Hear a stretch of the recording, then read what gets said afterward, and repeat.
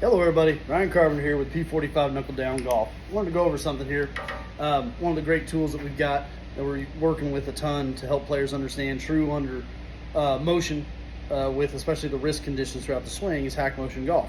But I actually wanted to go over this and help players understand how it can be unfortunately a negative, because one of the big things that's the problem with these great tools and technologies, you got to know how to actually use them properly. And so I went into one of these basic drills here just to find a quick one to demonstrate, and they've got basically what's called, a squaring drill, if you want to call it that's fine. But the point is they're trying to teach a certain wrist condition, and the problem is, okay, it's great because, and I'll show you the image here in a minute, you can hear it's telling me, okay, get started, get to here, and then go into a downswing movement. The problem is that I can reach this wrist condition in lots of different angled movements coming around the body into impact. And so if you're only just a couple of degrees off coming into impact with this wrist condition, you can still achieve it, as you can hear.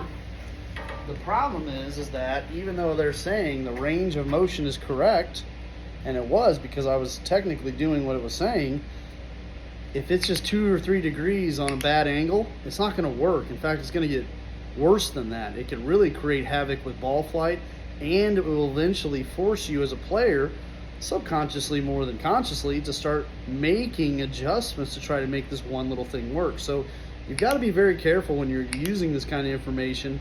And we get this stuff all the time from the internet, where there's all kinds of drills talking about this kind of relationship. And so I'll try to turn it on again. Set. It's a certain wrist condition, and it's great, but you've got to know how to use it properly, and you've got to know how to apply it.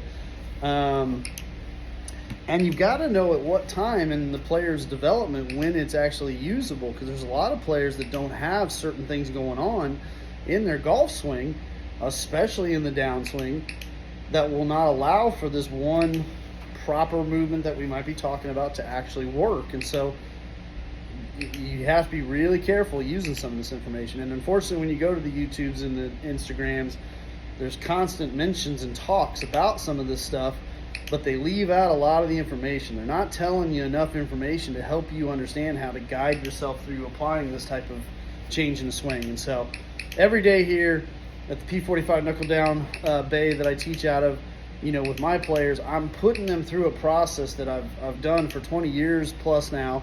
And when it's the right time, we start diving into this, but we don't do it if there's things missing that need to be there first. And so while I love the Hack Motion technology, it's a fantastic tool, we have to be careful, because there is a time and a place, and there is a certain amount of things that have to be matching to make this one awesome kind of quote unquote squaring mechanism work. So that was just an example I was working on here this afternoon. I went into the drills just to see what they got for fun, and I kind of create my own custom stuff. There's a custom section within it that I actually set certain parameters for my players, so that they're not only just developing the proper movements, but they're actually doing it and applying it in a way that they know exactly where they should be, versus say, a DJ or a Bryson or a or a Bird, who all have different flights. So anyhow, really cool stuff. Great to use it in the lessons. I use it when it's important.